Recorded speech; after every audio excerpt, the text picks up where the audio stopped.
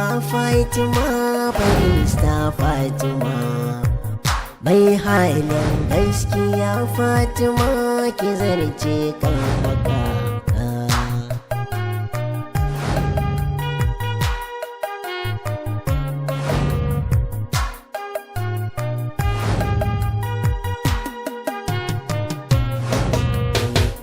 Barista Fatima gaskiya abin koyi kike, halinki na gaskiya ya zamo abin koyi kike.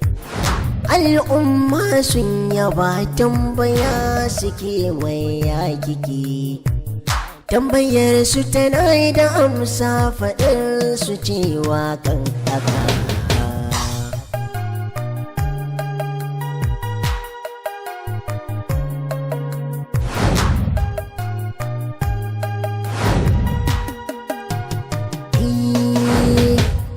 Adalci ne ga wanke barista ban koshe miki, gaskiya kuma ta zaman jinin jiki shi ne miki.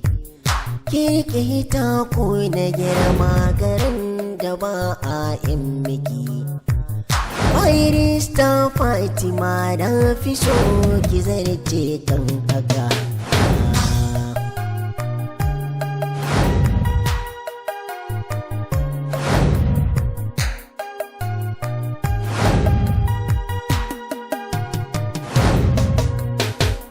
Alhamdu mun gode Allah barista mun gode miki, ke ce kika nuna ƙwazo da gaskiya ba jin jiki.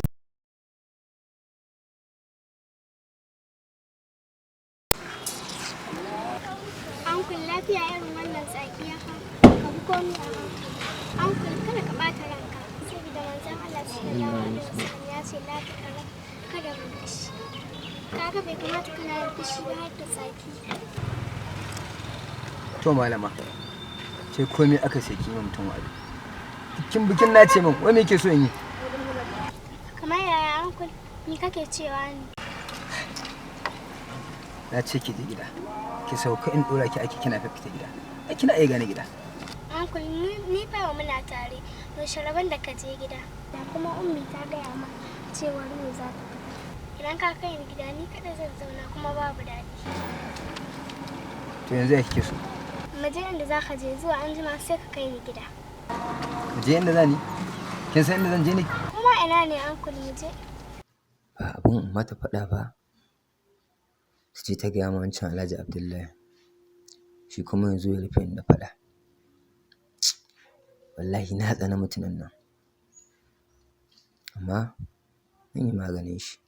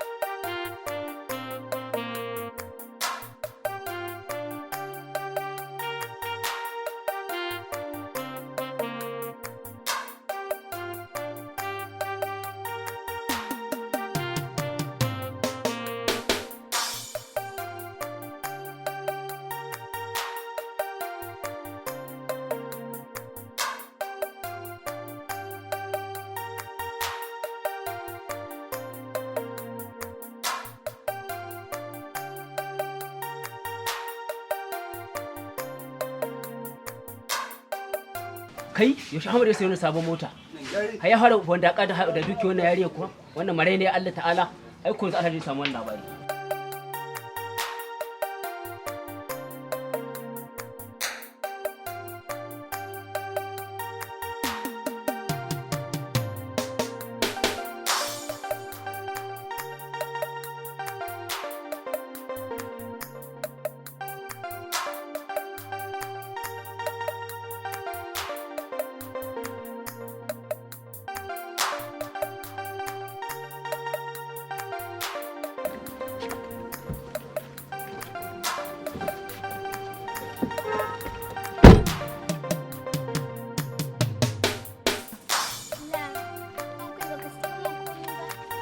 me yake so in so miki kati fa na saya domin na kasuwa ta banki shi yasa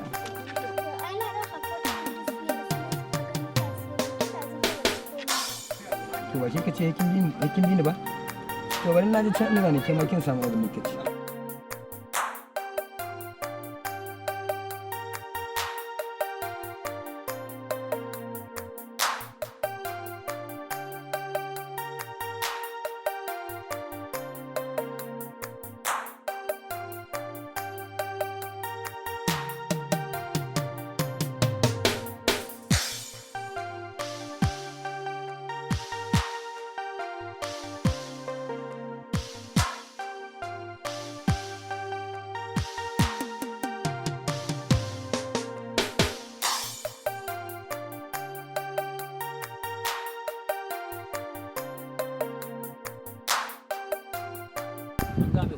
kowa a sadami ne an game kowa a sadami kai da wane ne kuke ta wannan alhaji dan a caba wai da kai ake cin ba zai gangaro da ni nan ba an game kowa a sadami ne alhaji ko kuma baka biya shi na biya su kudin su alhaji shi ne da dauka irin mutane ne masu buge su dauka musu mashina a'a shi tunanin su kenan abin ai sai hakuri kai to wai kai ya alhaji nahu kiya muke farin banza ba gurjo da imani har hanji a'a ka fara ko alhaji ai dole kurara ka alhaji wani wari ne na ga bayan mun rabu kuma ka biyo ni ai bayan taho kan gama jim kadan kawai sai ga yaron na to wa kenan wannan yaron kana alhaji mana to Ahmed shi fa ya hawo da kailan mota sabuwa ina ganin ya tsaya shiga wani shago yace bari in hanzarta in kama wannan labari mai tsada a lallai kan mai tsada wato ga dukkan alamu ina ga yaron nan wanda ka kawai kike duke barkai gaskiya na san ruwa bai tsayi banza wato ina ga dalilin kenan ma da ya hana ya yadda a bani yarinyan nan da kai da dukkanin wani abu nata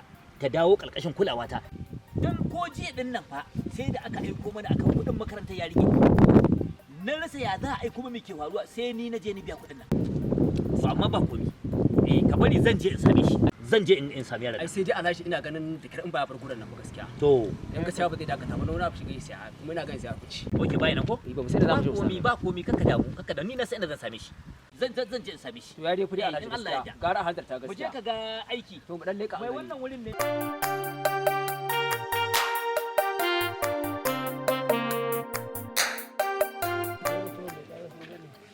na san duk inda yake yana bisa hanya ka san ya sake faso gari fa faso gari kamar ya malam na ga ya sai wata sabon mota na san yau da ita zai zo nan wurin kana nan wurin zai zo ka san mutumin baya jin garin ba ganta ba giredi dan iska kenan ya samu dukiyar marayi sai canza motoci yake to sarkin hasada ai ka san kowa ya samu dama dole dama ko kai ka samu wannan dama dole ka dama wallahi wani wallahi Allah tsare ni da irin wannan dama yake ana maganar sa sai gashi dan halak kenan makiyansa fadawansa kai dai kai ke zakiya wallahi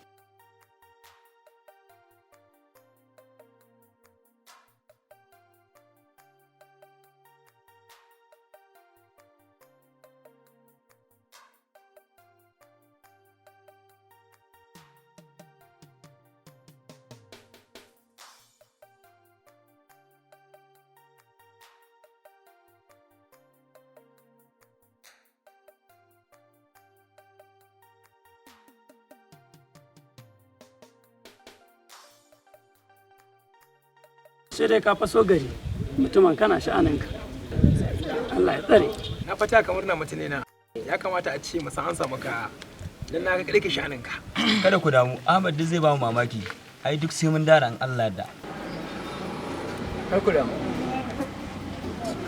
akwai wani shiri da nake yi akwai wani kalubale da nake so samun Allah ke yi idan Allah ke wannan kalubale to insha Allah ba ku ba na kusa da kuma sai sun ji da sun huta insha Allah Allah dai ya sa ba mai kake shafa mana a baki ba sai komai ya samu ne mai kamar sa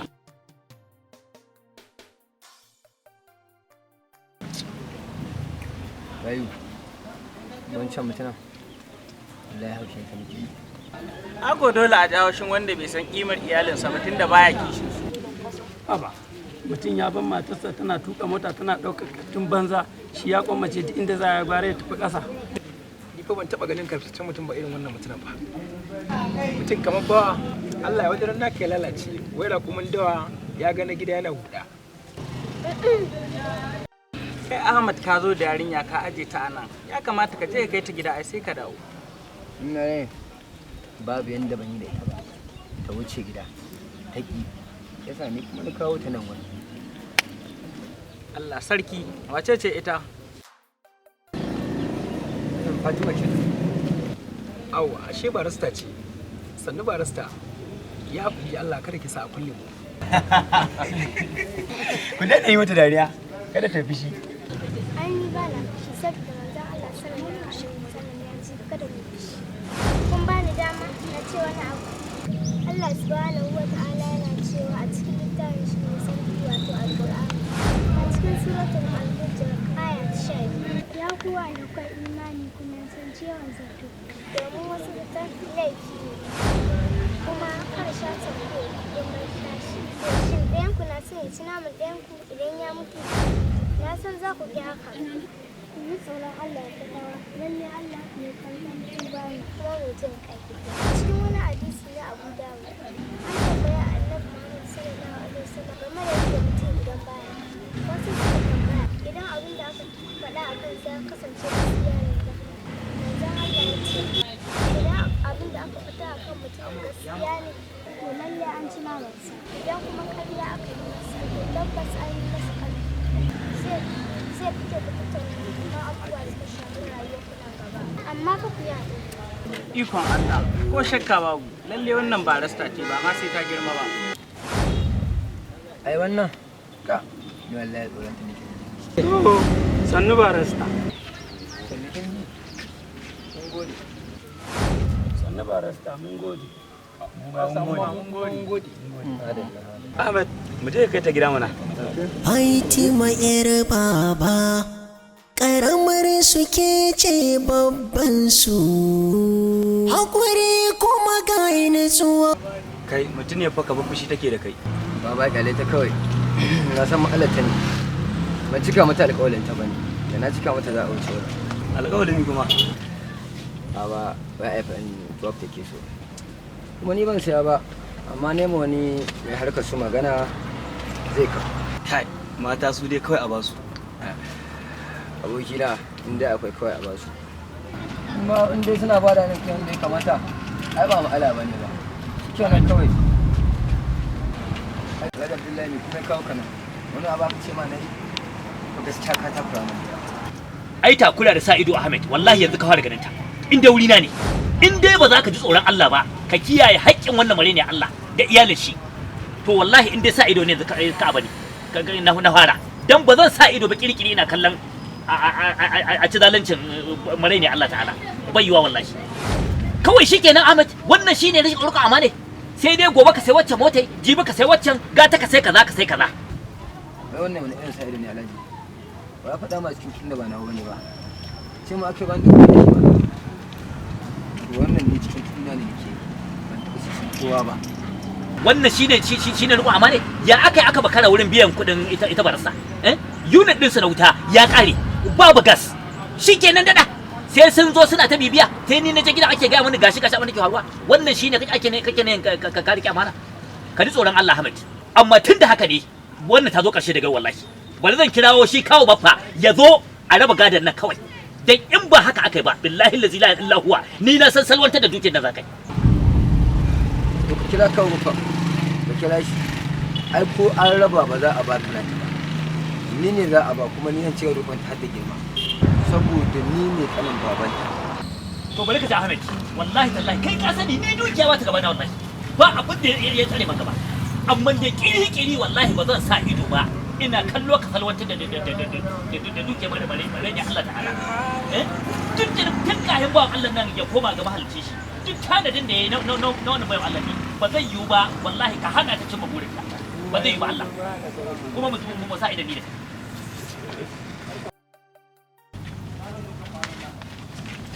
Yanzu wannan mutumin fa diya biya ta kura ma rayuwata wallahi in yi wasa yana tura shi inda ya yi wallahi sai in ga ta tsiya babu dangin iya babu na baba ka zo ka takura ma rayuwata kai bar ma gani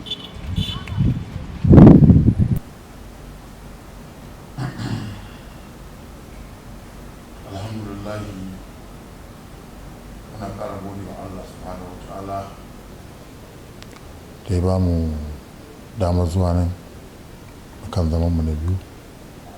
Ka Ahmed shekaran jiya na kira ka kamin in zo na ce su kaddarori wanda Abubakar ya bari ka tattaro su ka kawo don ka a samu ka ai walawala cikin sha'anin, saboda kowa ya san matsayin da yake ciki. Muna so mu yi abin cikin natsuwa cikin ɗan ƙanƙanin lokaci don kowa ya san abin yi. Yanzu ka kawo man duk abin da Abubakar ya mallaka, fili, gona, kuɗin da ke banki, kasuwa na shaguna da duk abin da ka sani, ina so ka kawo mana su a takaice yanzu. Banda na basira kai miki saurari. Kawo fa na yi komai kamar yadda ka umarce ni, kuma komai na tare na taho da komai insha Allah.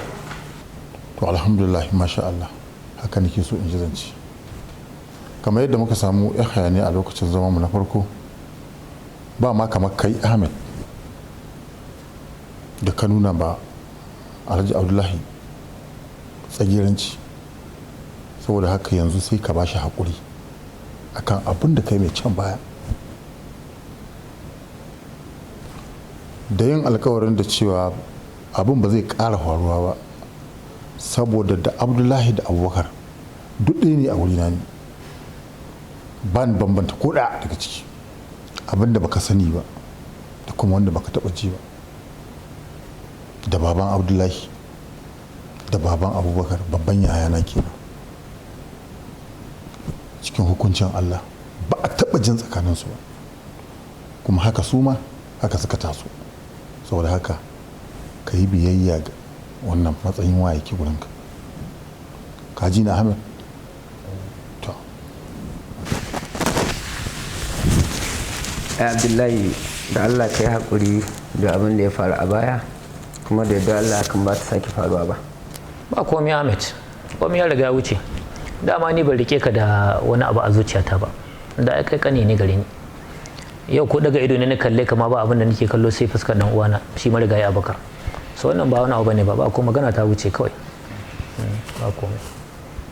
Na gode ya Abdullahi. Ni ma na gode, ba komai, sai mai addu'ar kuma Allah Ubangiji shi ba mu ikon rike wannan nauyi na ita wannan mareniya da aka bar mana. Allah ya taimaka, ba komai. To alhamdulillah, dama haka ake so babba ya kasance mai haƙuri, saboda in yaro ya gane aka yi mai faɗa ya gane ya kuskure ya ba babba haƙuri, dama babba juji to sai ya ɗauki haƙura tare da nusar da yaro kada ya ƙara aikata abin da ya nan baya kuma ya can gaba ya ƙara aikata shi. Haka ne ko? To Allah shi ba mu lahiya. Amin. Ahmed, da muke saurari abinda duk ɗan uwanka ya bari ka kawo mu shi ka gaya mu shi.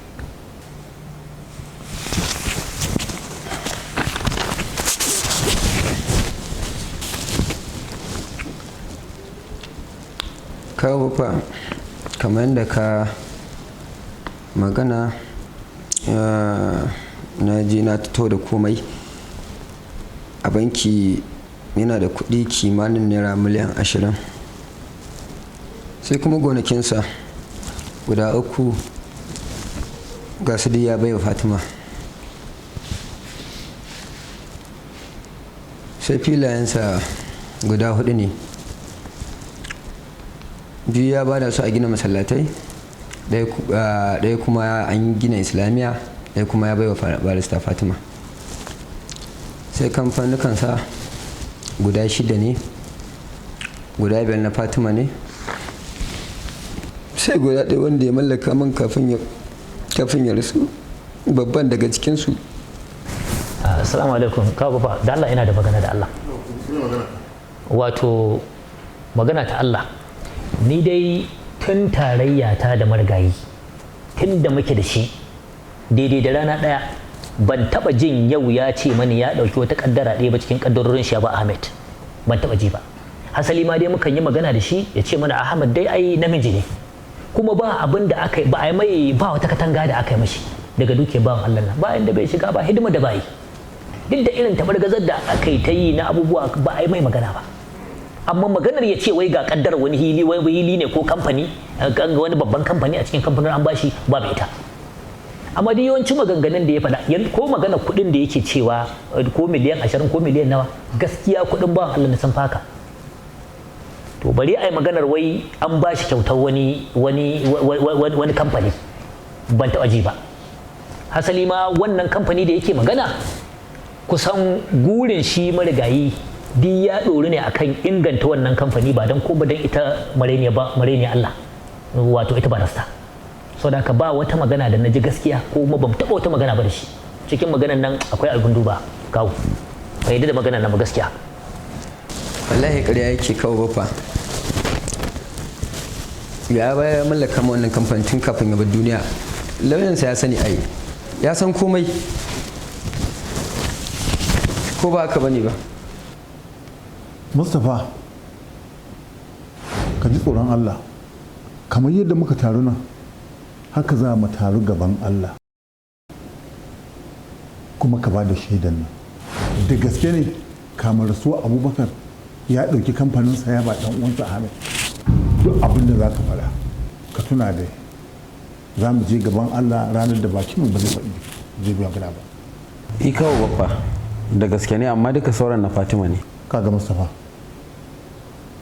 ka natsu ka yi magana nan duk taron mu nan wurin ba mai wuta bari aljanna kuma ka tuna Allah yana jinka kuma yana kallon ka shin da gaske ne abin da ka faɗa da gaske ne gama takardun nan gabaki ɗaya ke basira kamar mutuwar mijinki ya tabbatar maki da cewa ya ba Ahmed kamfani guda a kawo babba bai taɓa ce mani ya ba shi kamfani ba ni dai na san cewar na Fatima ne to gaskiya kawo magana ta Allah akwai abin da Bahaushe ke cewa akwai lauje cikin dace cikin sha'anin nan lauje cikin nadi gaskiya ban yadda ba saboda gaskiya ni dai kawo ba zan sa ido ba a zalunci yan mareniyan nan don haka magana ta Allah ni dai gaskiya sai dai aje kotu kawai za ta iya rarrabe min wannan magana zan kai shi Mustapha da shi Ahmad za mu je kotu akan wannan magana dan magana ta Allah gurin shi marigayi Abakar kenan kuma in Allah ya yarda zan cika mashi gurinsa sai me idan ka kai mu kotu muni ai da gaskiya inda za mu je takarda ya nuna kuma har da sa hannun yaya a ciki na haka ba na tsoro in ka ga dama a kai mu kotun Allah ya isa wallahi mu a shirye muke mu je duk abin da bai kai haka ba Abdullahi tunda ya ce an bashi ai sai abin masa tunda ga takardu ya nuna mu tunda takardu ka san rubutu ba a ƙarya amma ba ni son zuwa kotu nan da Allah Abdullahi gaskiya kawo kai mana aikin gafara amma tabbas zuwa kotun nan sai mun je amma na yi maka alƙawarin idan har kotu ta tabbatar da cewa shi marigayi Abakar ya ba shi Ahmed wannan kamfani da ake magana to ne maka alƙawarin ni ina na ɗaya ma da zan harta shi munna in kuma aka samu akasin haka to da abin da kotu kuma ta yanke akan shi to kada a zarge ni amma don Allah kai hakuri ni ba kai man koyi Abdullahi amma tun da ka ce sai an je kotun nan to ubangiji Allah shi ba da sa'a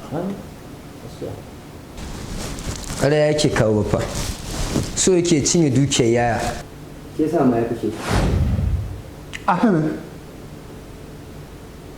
haka zama har su kunya na kayan ƙarin da za ka ɗora wannan ban Allah kisa Ahmed tun da haka zaɓa ni ba na ba da goyon baya a je kotu a san mai gaskiya Ahmed ka ba ni kunya albasa ba ta yi halin ruwa ba amma na sallama kowa duk da kotu ta kira zan kira kowa gaba ɗayan ku a shiga kotu a gane mai gaskiya ai komai a gaban kowa Abdullahi zai yi mutane da gaba sallallahu alaihi wasallam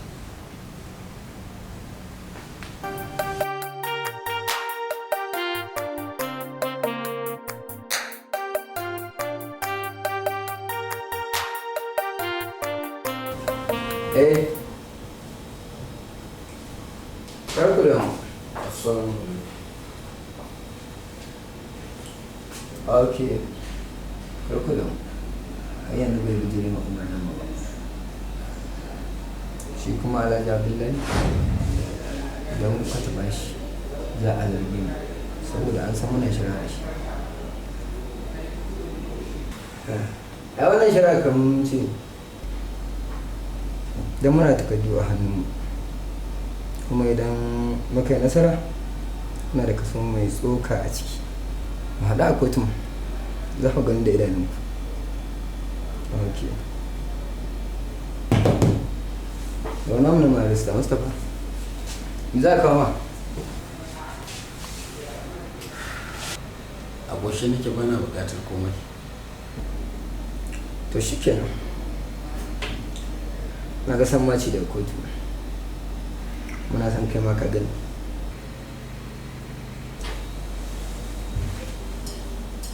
Ka samu ƙwararren lauya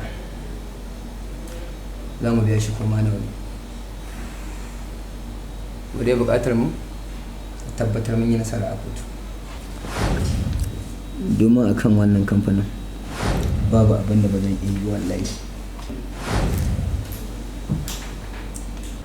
Ba matsala, akwai wani ƙwararren lauya san nema zan mashi magana insha Allah za a yi nasara. Nasarar mu zaman lafiyarka haka san haka kuma kai ma ka san sauran karatun haka ya tafiya.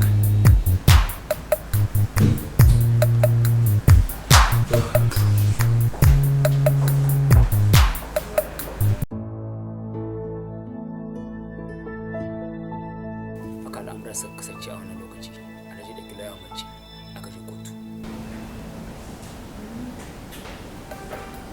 Assalamu alaikum. Assalamu alaikum. Wa alaikum assalam. Baiwar Allah ban shaida ki ba. Sunana barista Rukayya Nuhu. Lauyi da za ta ƙwato ma Fatima haƙƙinta da yarda Allah. To, sannu barista. Dan Allah Hajiya Basira, in ba damuwa zan miki wasu tambayoyi. Ba komai, ina sauraron ki lauya. Hajiya, ko zan iya sanin kafin mutuwar Alhaji ya taɓa faɗa miki wani abu da ya shiga tsakaninsu da ɗan uwan shi? Misali ko yana bashi ciwon kai ko irin wasu matsaloli haka? Ko irin yana bakin ciki haka ƙaru wanda yake samu a kamfanonin shi haka? Ko kuma kasuwancin shi dai zan ce? To, ni dai a tsawon zamana da Alhaji da Ahmed ban taɓa jin wani abu ya shiga tsakaninsu ba. Asali ma ni na rena Ahmed har ya girma. A gaskiya babu komai tsakaninsu iya sani na. Hajiya, ki ƙara tunawa saboda bayaninki su za su taimake mu a kotu fa. Duk wani bayani ko mun ƙanƙantarsa zai iya zama mana mai amfani a kotu. To, a gaskiya iya tunanina kenan babu wani abu a tsakaninsu sai dai wani abu guda ɗaya. Yawwa Hajiya, me kenan?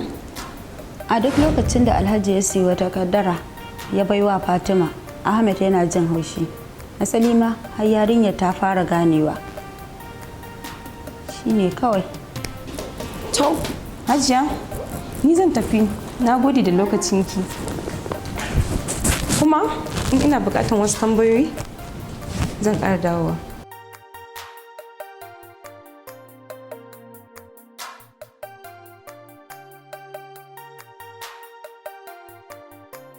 Da ranar ta zo Allah cikin ikonsa sai ya kasance Alhaji ya tafiya ta gaggawa.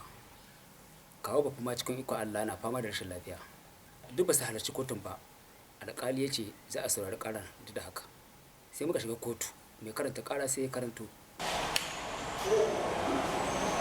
A shari'a da ke gaban wannan kotu a yau shari'a ce tsakanin Alhaji Abdullahi Amin Alhaji Abubakar mai rasuwa da Ahmed wato kanan wannan marigayin inda Alhaji Abdullahi ke karar Ahmad yana zarginsa da yunkurin kwace dukiyar Alhaji Abubakar mai rasuwa da ya mallaka wa ‘yarsa wato Fatima tun kafin rasuwarsa. Daga cikin kadarorin da mamacin ya barwa ‘yarsa Fatima, kamfanin Flower Mills shi ne babban kadararsa. Shi ne Ahmad ya ce marigayin ya mallaka masa.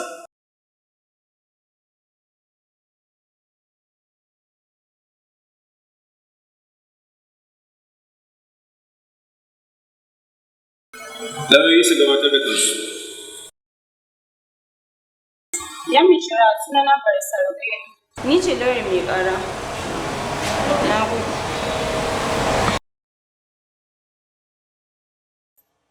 Ya mai shira suna na Ibrahim Tauri. Lauya wanda ke kare wanda ake kara. Na gode. Barista Rukayya, bismillah. Ya mai shira duk wanda ya san Alhaji Abubakar ya san irin ƙaunar da yake wa ‘yarsa Fatima, kasancewa ita ce ‘yar tilo da Allah ya mallaka masa a matsayinta na ‘ya mace. Wannan ne dalilin da ya sa duk wata ƙaddararsa da ya tanada ya mallaka wa Fatima, saboda tausayin da yake zuciyarsa na ganin rauninta na ‘ya mace. Ya mai shari'a hankali ba zai ɗauka ba idan wani ya ce wai ya mallaka masa mafi girman ƙaddararsa wanda yake fatan shi ne ginshiƙin rayuwar ‘yarsa Fatima. Ya mai shari'a ina neman wannan kotu ta bani dama in yi wa Ahmed wasu ɗan tambayoyi. Kotu ta baki dama. Na gode ya mai shari'a.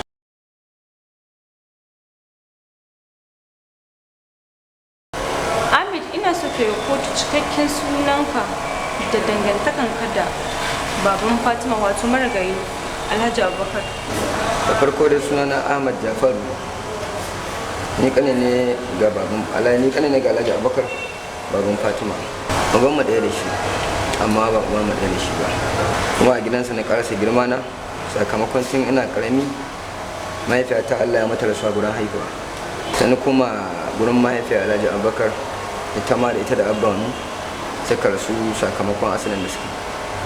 A lokacin ya Abubakar bai aure ba, bayan ya yi aure sai riko na koma a hannunsa. Yanzu haka a gidansa kake zaune kenan? A'a, ya bani ɗaya daga cikin gidajensa. A nan nake zaune yanzu haka. Ka yi aure ne? A'a, ban yi ba. To ni a iya sani na mutum kan bar gidan da ya girma ne in har ya yi aure? Me yasa ya yi baka gida ko koma tun baka yi aure ba? Objection, my lord. Tambayoyin da prosecution ya kuma laifina ba su da alaƙa da abin da ake magana. Ina wanta da magana a wansa. Mai lau, waɗannan tambayoyin su ne za su ba mu shimfiɗar warware waɗannan al'amura a cikin sauƙi. Ƙorafi bai karɓi ba barista. Barista Rukayya, ci gaba.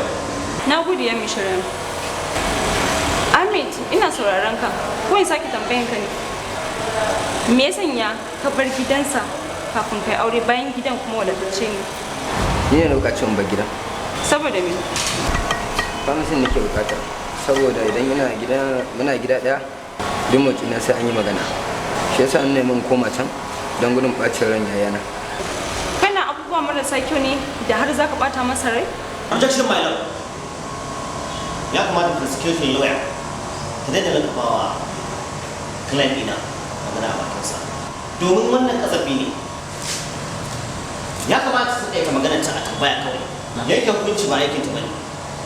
Na gode ya mishara. Barista Rukayya, a kiyaye. Na gode ya mishara. Malam Ahmed, na jan ce kake kula da dukiyar yayanka, haka ne? Eh, haka ne.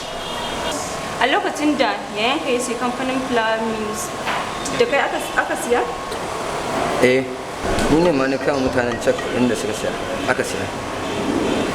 Yayi kyau. Kafin in ji daga bakinka, na ji an ce kamfanin na Fatima ne.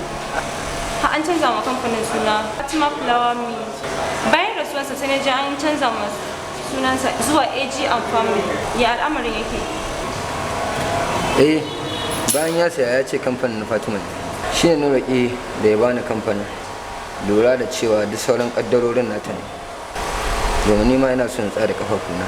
To, da farko bai amince ba. Amma daga baya ya kira ni ya ce mani ya amince. A ina ya kira ka kai wannan magana?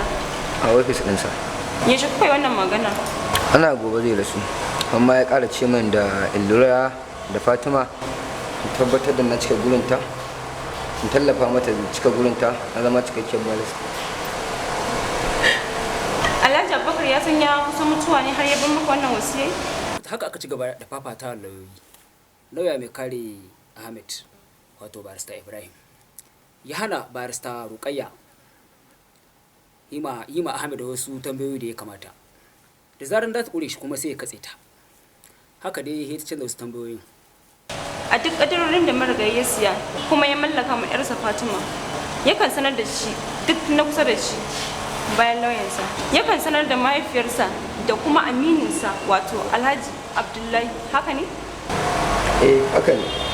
Kuma ya sanar da su lokacin da ya mallaka ma Fatima kamfanin? Ya aka da ya canja shawara bai sanar da kowa ba. Hatta matarsa wadda yake tare da ita bai sanar da ita ba? Ni ban sani ba, amma ya ce zai sanar da su, kuma ya kira lauyansa shi canza takardun zuwa sunana. To shi kenan Ahmed, ya mai shari'a da haka na ƙare tambayoyina da zan yi wa Ahmed. Daga nan ne alƙali ya sake bata wata damar ko da akwai wata shaida za ta gabatar. Ya mai shari'a ina neman wannan kotu ta gayyato man Hajiya Basira wato matan marigayi Alhaji Abubakar. Mahaifiyar Fatima ni mata tambayoyi. Kotu na buƙatar Hajiya Basira a gabanta.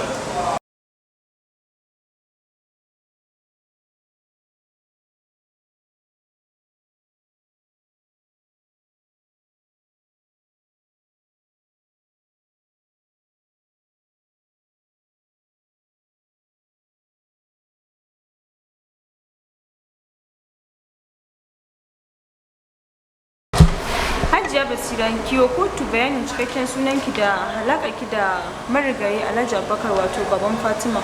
Sunana Basira Abubakar, kuma ni mata ce a gurin marigayi, mahaifiyar ɗirarsa Fatima. Kuma mariƙe Ahmed ko? Ƙwarai kuwa. Hajiya Basira, a lokacin da marigayi ya mallaka wa ‘yarsa Fatima kamfani, ya sanar da ke? Ya sanar da ni.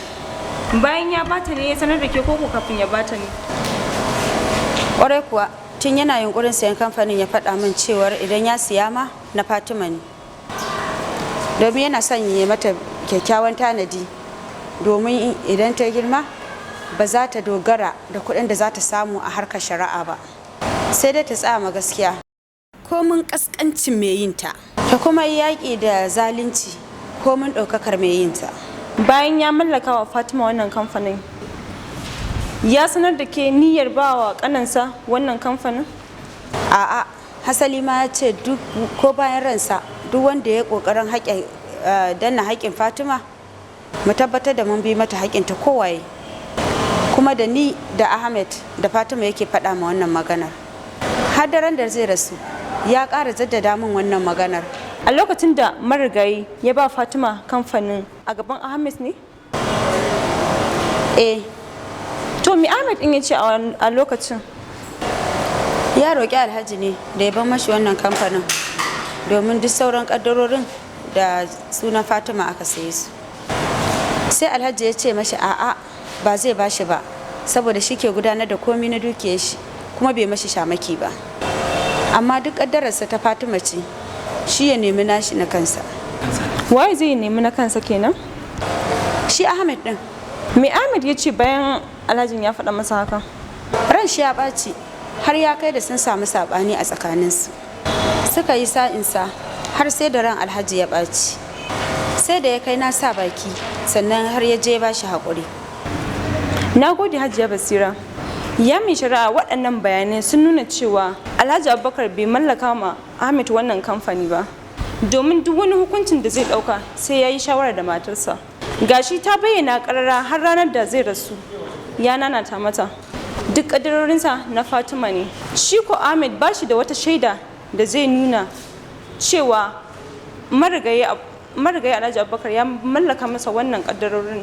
Kawai damar da ya samu na kula da dukiyar yasa ya kulla makarkashiya da lauyansa da nufin kwace wannan kaddarorin.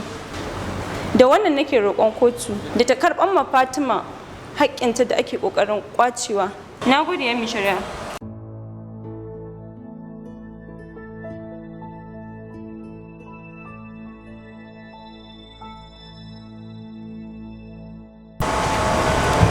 Barista Ibrahim, ko akwai tambayar da za ka yi wa Basira?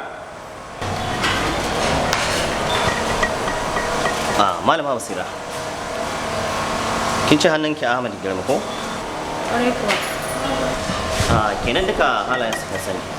To idan haka ne, Ahmad zai iya juya dukiyar Fatima ya zuwa tashi kamar yadda ake zargi? To ka san halayen mutum yana iya canza a kowane lokaci. Don haka ni ba zan iya cewa zai iya ko ba zai iya ba. To shi kenan Malama Basira, mun gode.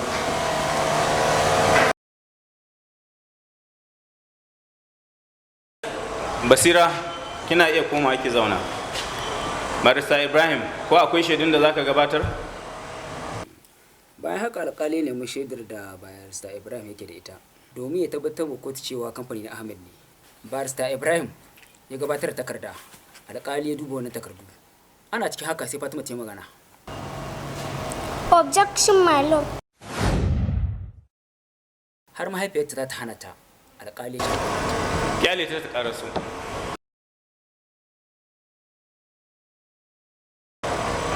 Yarinya kewace ce? Sunana Barista Fatima. My lord, sunana Fatima Abubakar saboda burina na zama barista. Yasa abba na yake kira na da Barista Fatima. Barista Fatima, me yake da shi da zaki gaya ma kotu? ta ce tabbas ita mahaifinta ya mallaka mu wannan kamfani. Takardun da abba na ya ba barista Mustapha suna a motar shi da ke a cikin wannan kotun wanda barista Abbas ya zo da ita. A je motar barista Mustapha a dauko abin da ake bukata. Aka fita da Fatima zuwa wurin mota aka dauko wannan takardu aka nuna ma alƙali.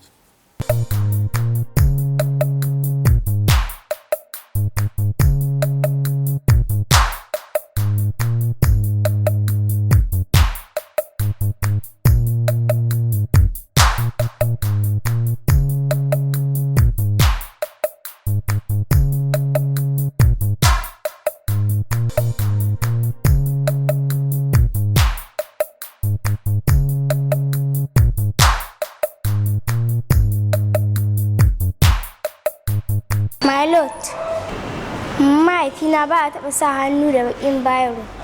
A koda yaushe yana sa hannu ne da bulu ɗin bayaro, kamar yadda ya nuna a sauran takardu. Mahaifiyat wannan haɗin baki ne tsakanin Uncle Ahmad da Barista Mustapha.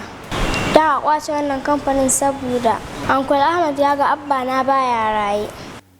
Barista Ibrahim sai ya miƙe tsaye ya ƙalubalanci maganar Fatima. Cewar ai wa'annan takardu na farko ne. Wanda suka bayar su ne na yanzu da abban ta yi canza shawara alƙali sai ya ba shi ansa. Amma Fatima ta gamsar da kotu cewa sigineta na mahaifinta da blue biro yake yi ba da bakin biro ba. Ku kuma naku da bakin biro aka yi. Don haka Fatima ci gaba. Fatima ita ci gaba da magana. My lord, ina neman izini in gabatar da wata magana kafin a yanke hukunci. Bismillah, kotu na sauraron ki. My lord, a daren da abba na ya rasu, a wannan daren nake cika shekara 7 a duniya. Don haka ban yi bacci ba ina ɗaki na. Kuma kashe shi aka yi ta hanyar harbi da bindiga. A lokacin ina tsaye a wajen taga a ɗaki na sai ga mutane biyu sun shigo cikin gidan. Ban san ko ta ina suka shigo ba amma na ga wucewarsu. Sai dai ban samu ganin fuskar na farkon ba amma na ga fuskar na biyun wanda ke baya. Duk inda na gan shi zan gane shi kuma cikin sauƙi, my lord. Wannan mutum yana cikin wannan kotu. Alƙali ce ta nuna shi. Fatima ta nuna shi. Ita shi ruga da gudu zai fita da kotu. Alƙali ya sa aka kamo shi. Fatima, shaidar baki ba za ta gamsar ba. Hasali ma ki kadai kika gan shi. Domin wannan bai ishe mu hujja mu tuhume shi a wannan shari'a ba. Malot, to me yasa ya nemi ya gudu in ya har ya san yana da gaskiya? Malot, ban nuna shi ba da na tabbatar kuma a wannan daren. Na ɗauki hotonsa da kyamarata da abba na siya min.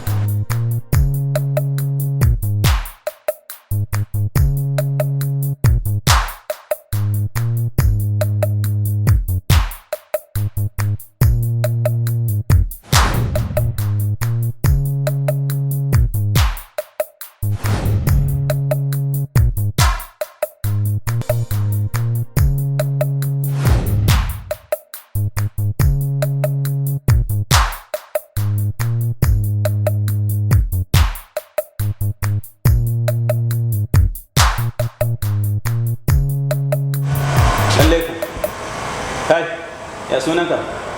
Sunana Harrison. Harrison? Kai wannan wani irin suna ne? Sunana Haruna, amma ana ce min. Me kuka je gidan Alhaji Abubakar a wannan daren? Kuma kai da waye? Wallahi mu muka kashe shi. Amma wallahi ba ni ne Harun ba, Ogatero ne yaro. To ya sa kuka kashe wannan bawan Allah? Mai gidanmu ne ya samu. Wallahi ban kai da alƙawari aka mana. Idan an yi shari'an nan an samu sa'a za a biya mu, amma ni in ba haka ban taɓa kwatu ba. To Allah ne ya kama domin shi Allah ba zalimin bawa ba ne. Wane ne mai gidan naku? Ranka da dai Ahmed ne. A nan dai asirin Ahmed ya tunu cewa shi ne tura a kashe yayansa. Zaɓanin da suke zargin ko Alhaji ne. Nan take alƙali ya ba da umarni a tsare Ahmed da barista Mustapha. Sannan sai ba da umarnin a kamo sauran tawagar Ahmed zuwa ranar da zai yanke hukunci. Barka da barka ka dai. Alhamdulillah. Ya al'amura. Alhamdulillah. To yanzu dai kaga yanda shari'an nan ta kasance a kotu tunda komai dai a gaban ka akai. Gaskiya. To ya naga Alhaji Abdullahi bai zo ba. Wallahi Alhaji Abdullahi wasu ɗan ayyukan su ta kura shi. Gaskiya bai samu damar zuwa ba amma dai insha Allah idan shi zan mai bayani kamar yadda na gani da. To kaga dai yanda Ahmad da shi da barista Mustapha suka dinga kulla a cikin wannan al'amari. Na gani ya idanuna. To sai dai daga baya na gano cewa shi kansa barista Mustapha ba laifinsa ba ne. Akwai wata matsala da ta faru. To da ya gaya min ma tun daga farko kaga da za mu san matakin da ya kamata mu dauka kan wannan al'amari. Gaskiya ne.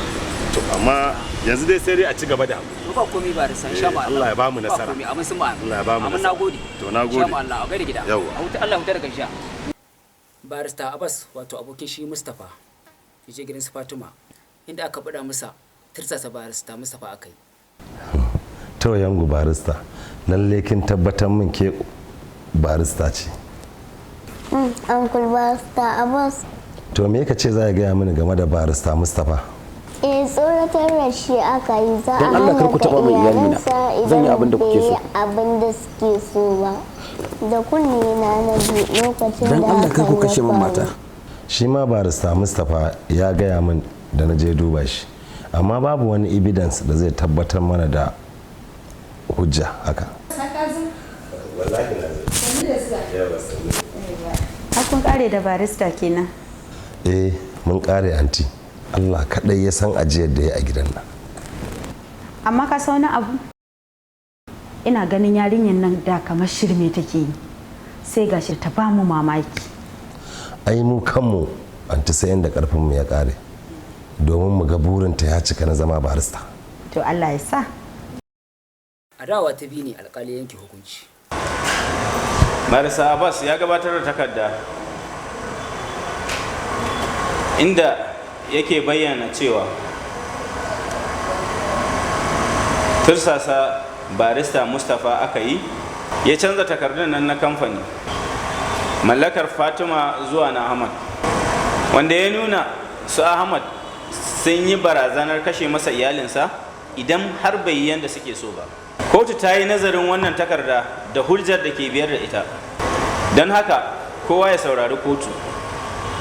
Kotu ta gamsu cewa Mustapha baya da hannu a cikin kisar Alhaji Abubakar baban Fatima, amma ba za ta kyale shi haka ba sakamakon hannu da yake da shi dumu-dumu a yunkurin kwace ma Fatima dukiyarta, domin barazanar da aka yi masa bai isa hujja ba na aikata wannan babban laifi. Domin a matsayinsa na lauya ya isa ya sanar da jami'an tsaro ne domin a ɗaukar masa mataki, amma har sai bai yi hakan ba. sakamakon haka kotu ta yanke ma barista Mustapha hukuncin wata 6 a gidan yari ko kuma ya biya tarar kuɗi naira 75,000. Wannan kotu ta gamsu bisa hujjojin da suka gabata cewar Ahmad da jama'ansa su suka kashe Alhaji Abubakar a cikin gidansa.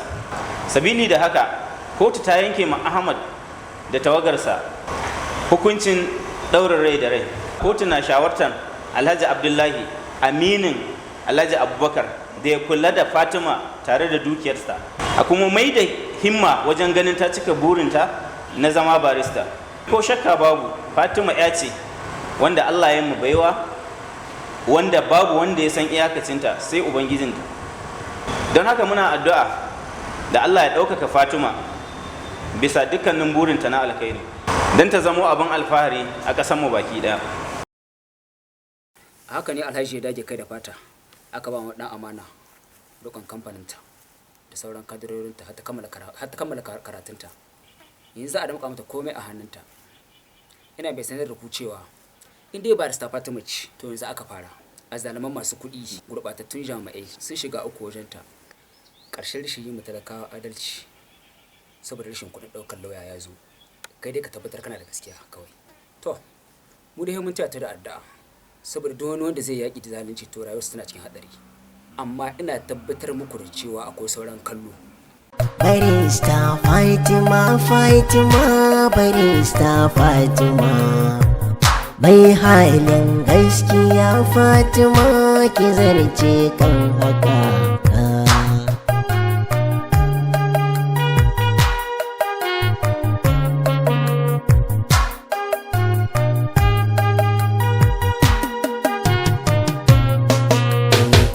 Barista Fatima gaskiya abin koyi kike, halinki na gaskiya ya zamo abin koyi kike. Al'umma sun yaba tambaya suke waya kike, tambayar su tana da amsa faɗin su cewa kan haka.